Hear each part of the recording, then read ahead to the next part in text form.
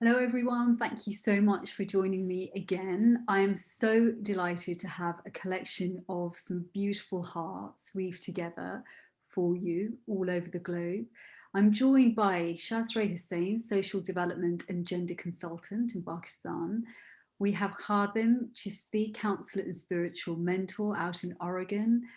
Leila Bahrainian, Marketing Strategist in California, and the beautiful Rabia Malik, psychotherapist here in the UK with myself. Thank you so much, ladies, for joining me. Now, we're going to be looking in depth at mother. And what weaves all the hearts here is a mutual love and devotion to Mevlana Jalaluddin Rumi, the Sufi spiritual way, and a connection to our teachers Kabir and Camille Helminski. Rabia, you have had previous teachers too, outside of the Mevlevi tradition, but nonetheless, this mutual love for Mevlana Jalaluddin Rumi brings us together, and the wisdom of, for example, Khadim, from grandmothering to mothering, and Shazri, for yourself too, as sort of mother of adults. And then, of course, Leila and Rabia, both mothers too. Leila, we have children of similar age coming into that tweening, pre-teen phase. And Rabia, Jan, with, a little 3-year-old. And so we're all working, we're all mothering. Khadim Jan's grandmothering. So let's start there. What is motherhood meaning to each of you? And what does she mean in the context of this beautiful tradition that we have been deepening in? Khadim Jan, I'm going to ask you to lead the way with us. When you said the word mothering, the first thing that came to mind actually was watching, we had goats, and watching the baby goats be born, and that kind of mothering, that naturalness of it, of providing immediately with this unconditional care for this new being. And it's, none of us have been given a roadmap on how to do this. We each had mothers, and with, I'm sure just to talk about our own relationships with our mother could be an entire conversation on its own. And what we were given, not only from our mothers, but from our grandmothers and great-grandmothers, even though we may not have known them, we received from them through not only genetics, but in a sense of transmission. So that mothering is a holding, and is, for a new mother, it's like an awakening, suddenly to have this being that is absolutely, totally dependent on you. And it isn't as if you can say, I don't think I want to do this, so let's return her to the hospital because this is way too much. It's this depth of connection in which you are a steward and you are not an owner. And this is where, in our tradition, we know that we belong to the divine presence, and we birth a child, and we are given that honor to be a steward and a guide, and an essential part of the unfolding of this human being, which is fraught with so many emotions and trials and tribulations, and that sense that we want to oftentimes do things very different than what our parents did.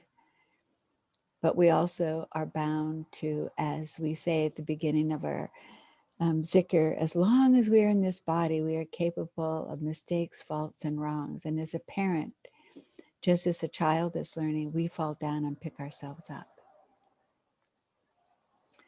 So thank you for that. I mean, for this one, her servanthood, her patience, and her teachings have all come through her children, actually.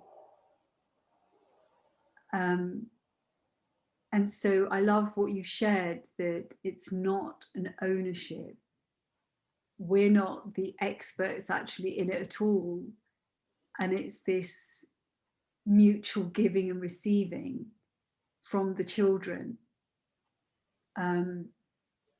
which I hadn't, if I'm honest with you, anticipated on the preset of motherhood.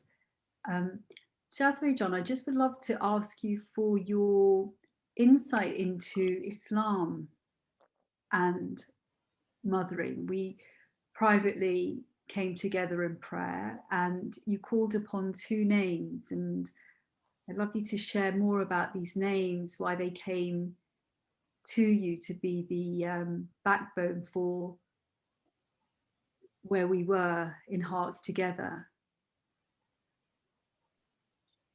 So Allah's names, Ya Rahman, Ya Rahim, which are part of the Basmallah, Bismillah, Rahman, Rahim. The Arabic root of these names is the womb. And Rahma is that mother love, I could call it, that just runs through the Quran Sharif, and it runs through the being of the Prophet. And I'll tell you, in my journey now, when I think of mother, although at one level it is something so very specific to our experience as women, when I think of the word now, the first being who comes to mind is the Prophet. Because I see in him the perfection of motherhood. I see him embodying the unconditional love and that unstinting flow of tenderness that is not held or dammed up by anything anyone else does. So for me, we have not experienced Islam if we haven't experienced Rahma. And if that doesn't become the foundation of our Islam. I think one of the most beautiful things that I have heard recently from a friend is that Hazrat Ibn Arabi said the spiritual journey is to go from Allah to Rahman.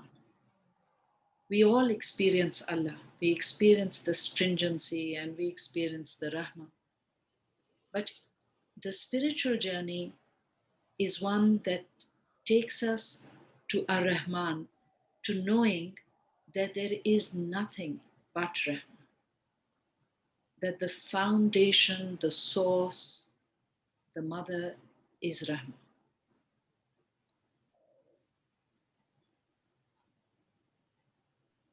Again, really beautiful. And I'm going to just switch gear a little bit. I mean, it's extremely beautiful, particularly in the light of what you've shared with respect to the Prophet. I mean, it wasn't before we all came together and discussed ahead of this conversation that you imprinted that concept of our Prophet being the mother of the Ummah, the mother of so much, actually, the mother of the revelation. But I was drawn to these words that arrived actually through sort of the Friday night Sorbet Circle in the UK. And Rabia, I'd love to come to you with them specifically in this idealism of mother. Hafiz, this is from the Garden of Hafiz, another very famous Sufi poet, and he shares a poem, Dropping the Knife. Once a young woman came to Hafiz and said, "What is the sign of someone knowing God?" Hafiz became very quiet and stood in silence for nearly a minute, lovingly looking deep into the young woman's eye, then spoke softly, "My dear, they have dropped the knife. The person who knows God has dropped the cruel knife, most so often used upon their tender self and others." And as you were sharing about compassion, Shazrejan, it just made me curious about the number of women who don't even have enough self-compassion, and there's no judgment. I'm probably, I am one of them. Often self-compassion is the last thing that I call upon. And Rabia, I'm really curious in your work in psychotherapy. I'm sure, and we've joked about this previously, although it's not that funny and it's probably not even a joke, that a lot of your patients and clients, and even for you, Khadim Jan, and your role as counselor and spiritual mentor, a lot of the undoing for your patients or clients is perhaps linked to this primordial primary relationship back to mother. So Rabia, how important is this kind of looking at this idealism placed upon the role of mother? It's a really complex question, but a really good one. And you see, I think the relationship with a mother is so profound. It's because we come to know ourselves through the eyes of our mothers. And how they see us is often how we see ourselves. And in essence, that is a relationship of Rahma. It's remarkable how the mother knows what to do and to tend to the child, especially in those really early days. But it's not a perfect relationship. It's a relationship often as much of learning and growth for the mother as it is for the child, and the mother does as she was mothered very often. And so, although, and I know this so much in my work, that no matter how troubled that relationship is, underneath it, there is love. But so many wounds, so many shortcomings in life, so many complications can sometimes obscure that. And so one of the things I've really learned is that the state of a mother is so powerful, not just for a young child, but for us as we grow throughout our lives. If our mothers are in a balanced and healthy state, it helps us so much in our sense of being in the world. And so it's really interesting in family therapy. So often, even when you're working with, young adults, their primary issues are to do with early experiences in their childhood. And I don't want to blame mothers because it's such a demanding job. And if you don't have enough support and enough holding yourself, then there can be shortcomings. And so if the mother isn't held in compassion and doesn't hold herself in compassion, then we also learn, through our regulation with the mother, not to do that for ourselves.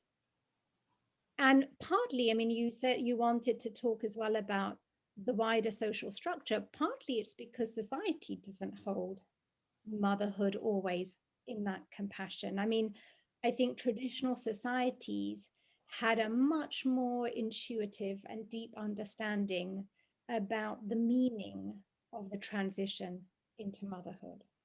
So I was listening to some talks recently on trauma, and one of the presenters, Gabor Mate, was sharing that in indigenous tribes in America and in Canada, that when a woman was pregnant, if somebody had negativity and stress, they would be told to avoid being in her presence because that would be absorbed by her and would be absorbed by the child.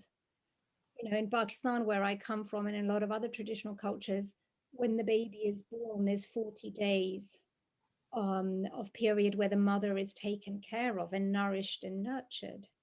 So compassion was built into the way society or the community or family came around the mother. And I think in the current context we're in, there's so much drive and so much masculine energy in a way that actually it's not honored as the sacred and really important transition and birth channel that it is. And so, you know, the state of the mother no doubt impacts the state of the child.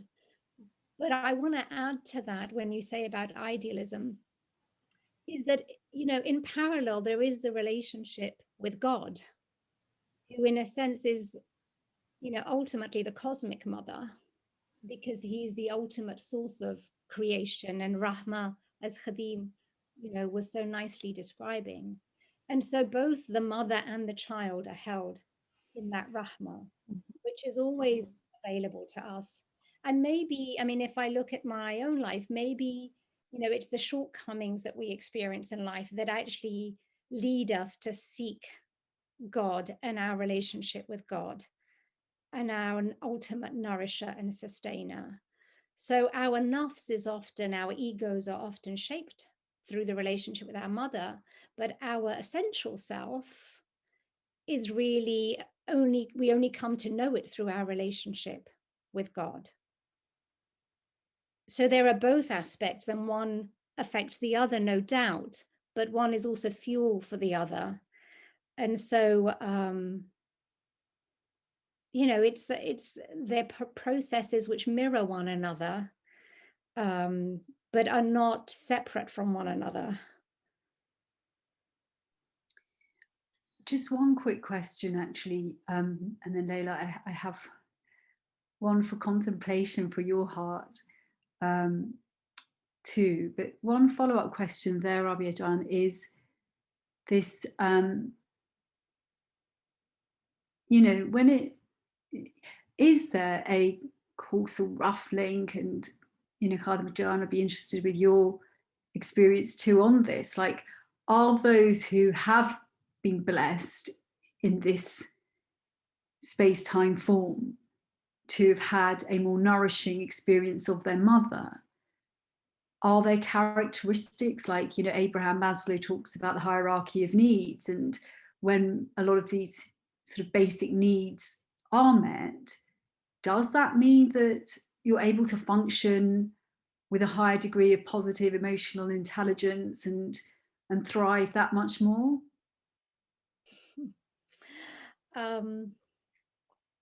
It certainly gives you a head start in an earthly sense, right? So if you have basic security and a sense of security, and that you can rely on others, you can rely on your primary caregiver, it engenders a sense that you can rely on the world, and the world is a safe and ultimately benevolent and good place.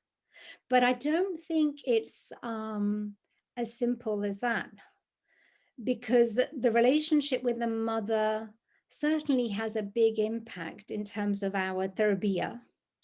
But also, I think our souls also bring the journey that they're to go through.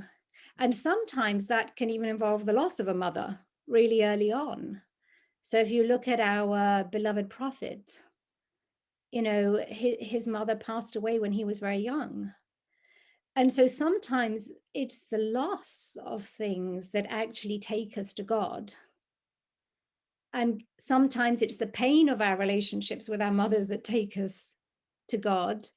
And so it's hard, you know, it works differently for different people. And I think ultimately, the important thing is that this principle of Rahma is what infuses creation, and it is available to all of us for our growth and our development, whether we've had a good start or a difficult start or whatever it may be. And that it doesn't determine the outcome in that simpler way. Thank you so much. And just for our viewers, tarbiyah is a word that you use, and it would be good to just give the meaning. Yeah, so tarbiyah is like our the way we are nurtured and the way we come to learn what's passed on to us, the way we are taught. That would be a good word, the way we are taught. Thank you so much. And yes, Khadim Jan, yes.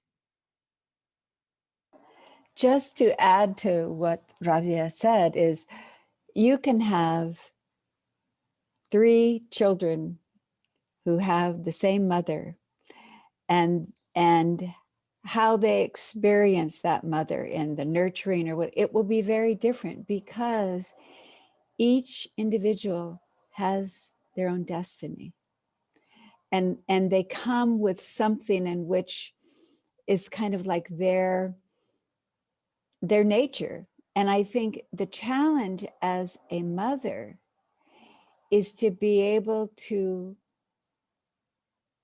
be intuitive and reflective and patient, to be able to see that child's nature as it's unfolding. But we are not perfect. You know, nothing is perfect except the divine presence. And so that's why you can have a very nurturing family, and the child grows up and they're involved in drugs, or they're involved in, and the parent says, well, what did I do wrong? Perhaps nothing, in the sense of you didn't give them this, you didn't give them that. And that's why this is so, in a way, beautifully complicated, and draws us to the one who holds us all in this womb, all in this Rahman. And a mother in the contemporary world, for most of us, is so different than it was, for example, for my grandmother, my great-grandmother, and yet the same kind of stresses were there, you know. So all the things that Rabia said, it's complex, and it's not cause and effect in the way that we want it to be. That if I have a positive relationship with my mother, then I am guaranteed to have a good and compassionate life, because we all know that things happen in life, you know. And as she said, losses may turn out to be gains. And this is why the connection with the divine presence becomes so essential for us as mothers, for us as human beings. I think one thing you've just touched upon is the kind of idealism that's, the hint of mother's guilt that flares up very quickly and easily. But it is kind of this, if you look at sort of mother and the way she's depicted, it's often like the Virgin Mary that comes to heart. And, often when I'm working on my own irritability, astaghfirullah, I just, end up retorting, well, I'm not the Virgin Mary, because that pedestal, that kind of, there are so many different sides to the feminine. She can be very destructive. She can be very willful, while still being soft, while still being compassionate. So I really hear you on the complexity of this. It's not straightforward. But Leila Jan and Shazri Jan as well, with your, the gender and social development work that you're doing, I really want to address kind of, we're 2021 and the fight for suffragettes and the feminist movement has been that women can go out and work like men. Well, we're kind of there. But now you've got mothering in the midst of all of this. And Leila John, I want to kind of go up close and intimate, into your world with young children and trying to sort of keep the career alive and invoked. And I think one of the points you raised before, Rabia Jan, and it came up elsewhere too, is this role of like, needing a village really to support mothers. So Leila Jan, what's it like being a modern woman working and mothering? Thank you, Tazin John. What is it like?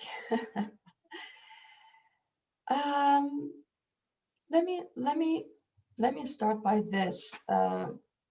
Sometimes younger people ask me, and sometimes when I am in an interview, people ask me, how do you balance motherhood and career and home management and all of that? And if I am very honest, I would say, I don't think I'm balancing them all. And I don't think I even intend to do that. I'm recognizing and I'm getting more compassionate about the fact that to gain something, you have to lose something. It's as simple as that. You cannot have it all. It's not going to happen.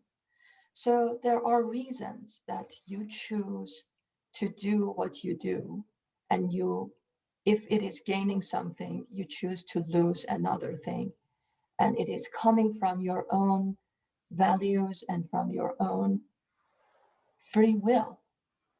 So there are many judgments throwing at that, even in 2021, even by other mothers in United States of America, one of the most forward-thinking countries in the world, perhaps, that, and it's coming from both men and women, that is harsh towards women who became mothers and continue wanting to carrying a career. And they would actually tell you that you're selfish, you're ignorant towards your most beloved children, and so on and so forth. And I hear that, I recognize that is their perception and that is their opinion, and so be it. For me, I remember when my firstborn was 16 months young, I decided to go back to work. And it was not only to decide to go back to work, there was so many other things coming into this calculation. It wasn't as simple as that I don't think there's a patience in this circle to open that all up. But all of those things came to this conclusion for me that I'm going to seek a job. And I remember the manager who eventually hired me asked me that, you have been home for the past 16, 18 months with your child. Why are you coming back to work? And I told him that, I recognize that I have a talent. That's what I told him. And there, like I said, there's way more than that. But for that interview, I told him that I recognize that I have a talent, that if it is manifested, I am going to be happier. And if I am a happier being, my child and my family is going to be taken care of in a happier way. And he was sold. So that's one thing, that eventually, as I mentioned at the beginning, you come back to your own values. There is a calling that is calling you into what you choose to do. It can be the financial needs, it can be the sanity. It can be the challenges that come with it. And on the side of it, you are showing a lot of other things to your children. It's not ignorance. It's actually the opposite of ignorance. It's showing and telling them that there are many different tasks that need to be done, and you plan for them. You gather the information you need to be able to do them. You sometimes call for help with a nanny, with a father, with a friend, with a neighbor, to do what is needed to be done, and go ahead and do it. And the result, God willing, is going to be, at least in a positive way. Not everything is going to be positive, but the average of it all is going to be in a positive way. Helping a patient here, because I am in medical technology, and I wouldn't change it for anything else. That's my drive. And on Tuesday, I am observing cases to prevent stroke. Alhamdulillah for that. I really care for that. My own grandmother went through a stroke. Her sisters went through a stroke. It's personal to me. And that's what I can do with my background in engineering and foreground in marketing and strategy. And my children, I would like to circle it back by the fact that there is the quantity of being with your children, and there is also the quality of being with your children. And I personally don't believe it's the quantity that matters most. If you can be with your children, fantastic. And if you can keep a high quality at all time, fantastic. For this one, I don't have all the quantity in being with my children.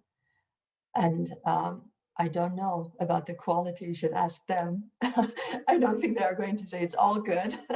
It's not. There are moments of anger and sadness and heartbreak and all of that happening. Even this morning, I heard my heart break. But I don't know. In the end of the day, my love for them kind of gets reoriented when I am on a business trip.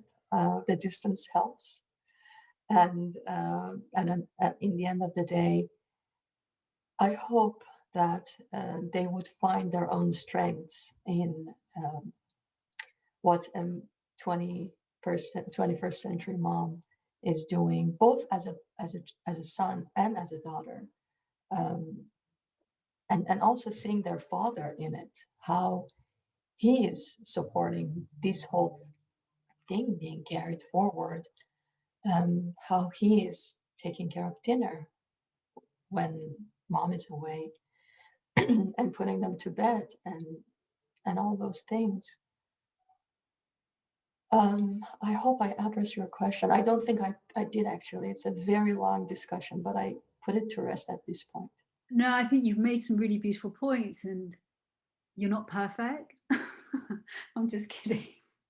I'm very reassured to, to have that realism and that truth with it, right? Because we're not perfect.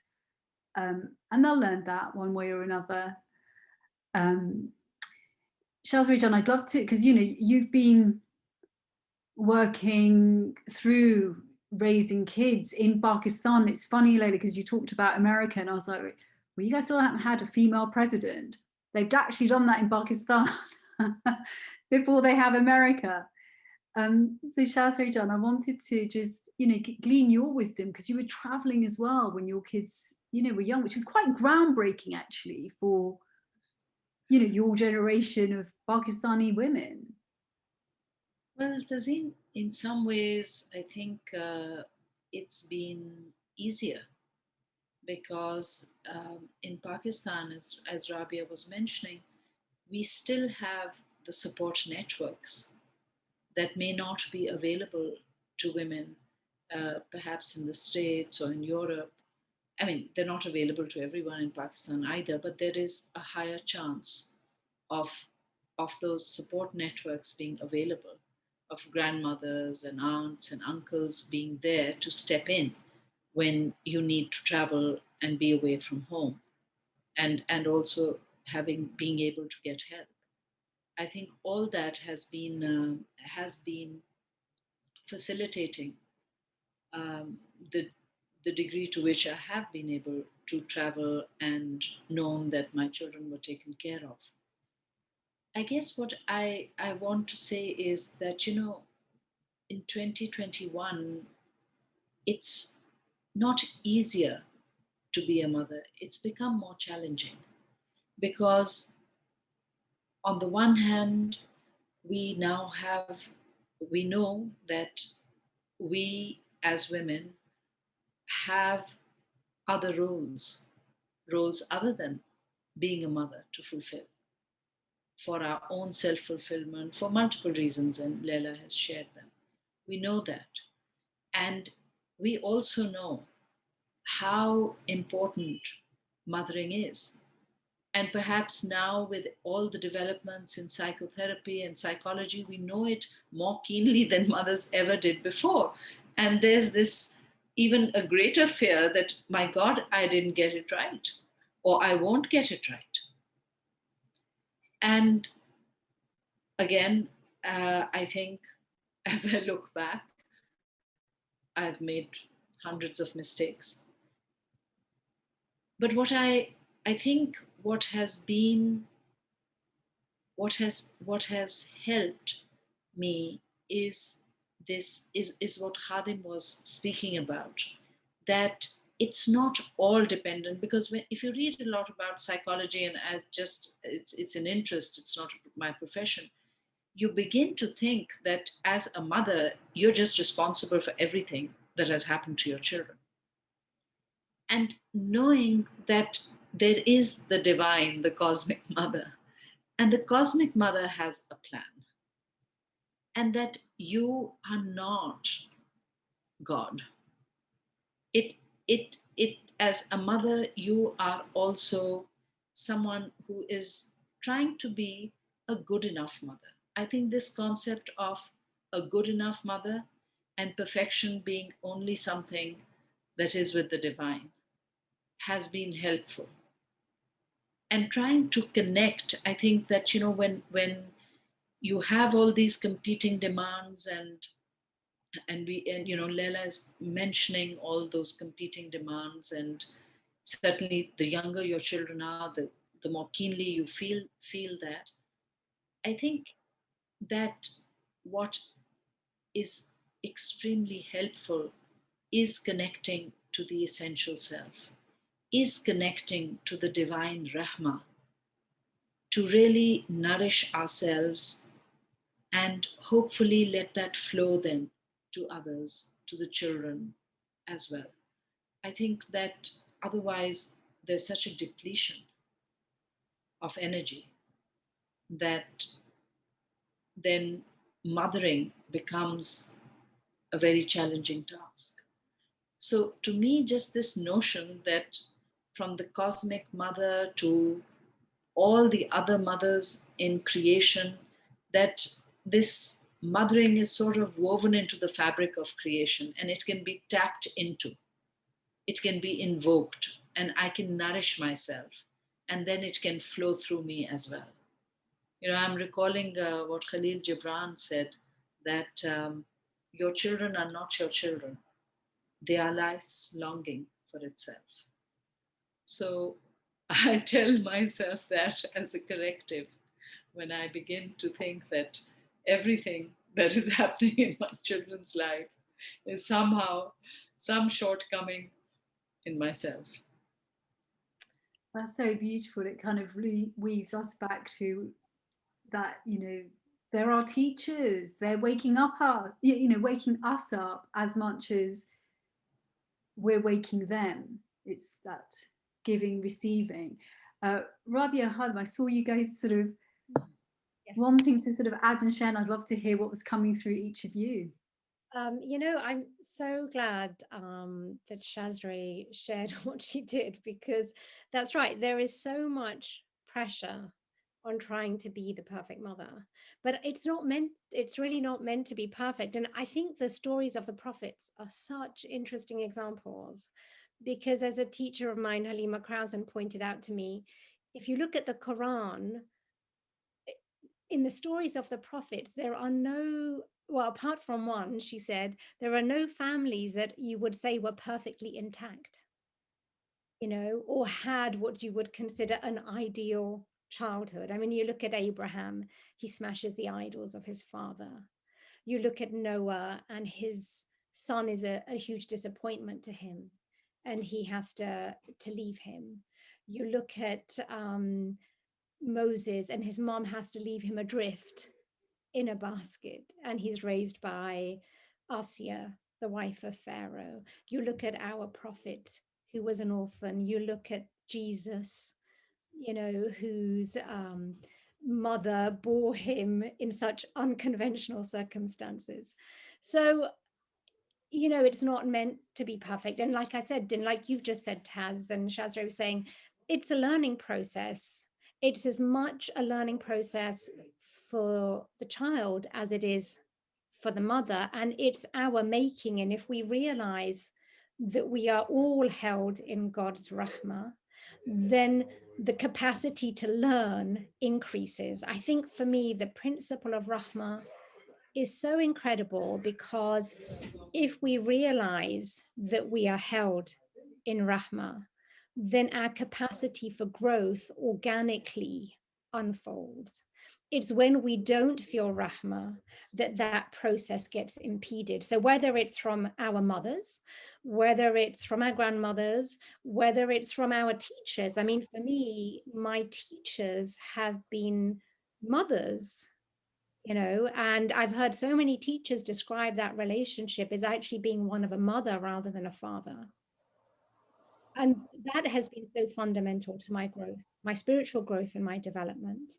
And we have God's Rahmah. So wherever it comes from, it's flowing to us if we call out for it. And it may not be in the shape and form that we always expect.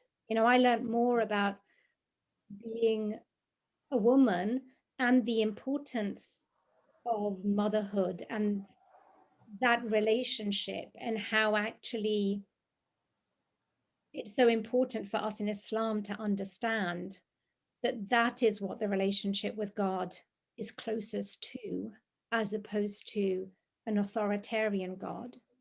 Mm-hmm. Those have been so important in me being open to God's Rahmah and having hope in it, and to then my growth and development. Beautiful. I'll come back to you, Shastra, inshallah. But yes, Khadim Jan, go ahead. The essential piece here around opening to the Rahman and is the self-care that I think gets really, why the tank of a mother gets so empty sometimes is because that place of being able to take the moments to be with the divine presence. And, and so I found that when my kids were little, because I stepped onto this path I've had several teachers when I was 24 years old. And I got married when I was 20. And by the time I was 23, I had 2 children. I was a kid. But the demands were so great, I did zikr in the shower.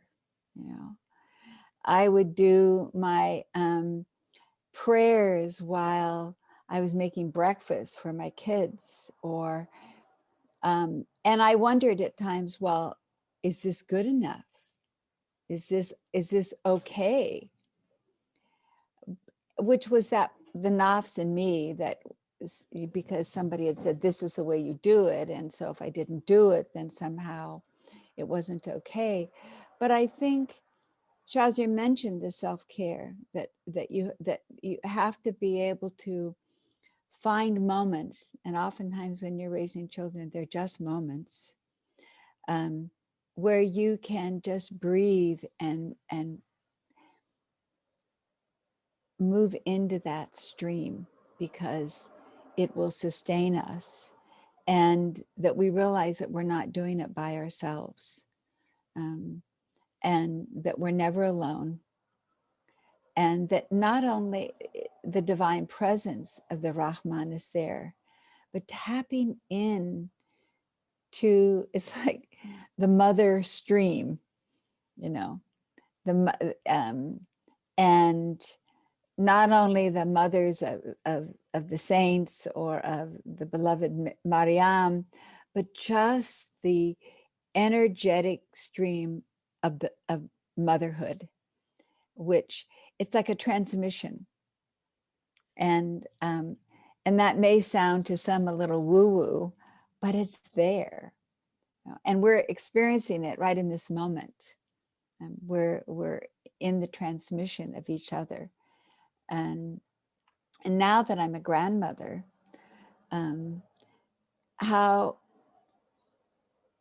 what a grace that is, because I am free from a lot of the stuff that you are when you're a mother and you're raising children now. And so I have, quite honestly, all kinds of freedom and liberties, if you will, with my grandchildren. And also to, it's kind of like when I'm with them, that's all there is. I'm not worrying about their next meal. I'm not worrying about what's going to happen in the summer or anything like that. And so I think sometimes as a grandmother, you can be more of a spiritual guide of this deep, and in a sense, grandchildren, they almost want to belong to you in a different way than they want to belong to their parents, because, you know, with a parent, you're wanting independence, right? You want to know that you're different from that mother or different from that father. But with grandchildren, it's like they want to sort of like soak you up, you know. And that's one of the sad things about contemporary culture in the Western civilization, is that kind of structure isn't there, you know, that kind of support. Families live so far apart from each other.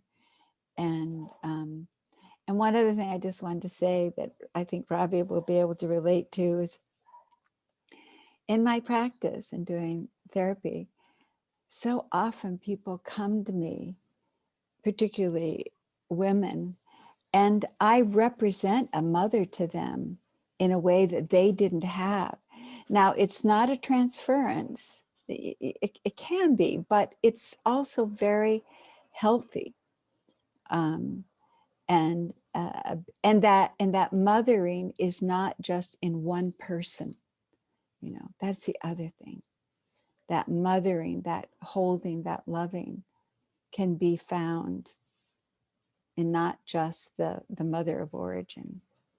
And that's because it's that Rahman, that mothering permeates our entire existence. Jasmine John, I believe you had something to share, or is it still? Actually, I wanted to share an incident from the Prophet's life, which for me is emblematic of the relationship between Rahma and Islam.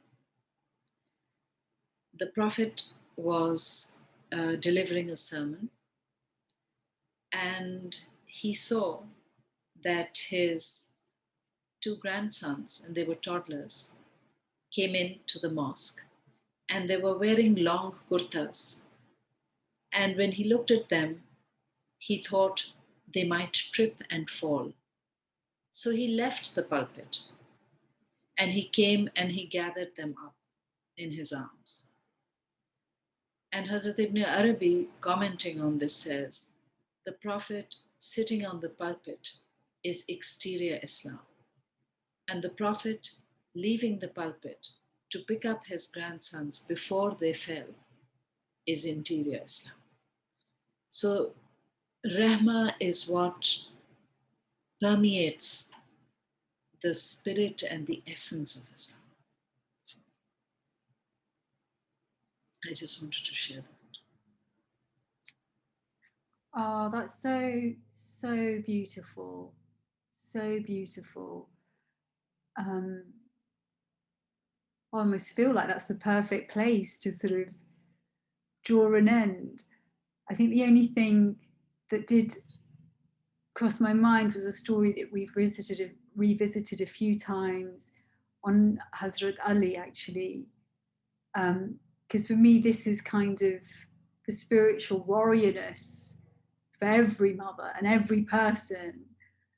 But the vigilance of the ego as a mother is quite intense. And the story is when he's on the battlefield and someone, they're in war and in battle, and he's about to sort of charge at someone, and that man spits in his face, and he lowers his sword, and the guy says, "What happened? What happened? I need to know why you lowered your sword with that look." And he said, "Well, before I was going to kill you in the name of God. Now if I kill you, it's in the name of my ego and my anger." And so to have that level of awareness, may that capacity of awareness increase for all of us. But I wanted to say a really, really big thank you, ladies. It's been an extremely nourishing time together. And, if there are any final words from any of you, we'd love to hear them. Evala, as we say. So thank you so much. Thank you, Tazeen. Thank you, Tazeen. Thank you, my dear, beloved fellow mothers. Beautiful gathering. Thank you, Tazeen and everyone. Hi everyone, thank you so much for joining me on Tazeen TV.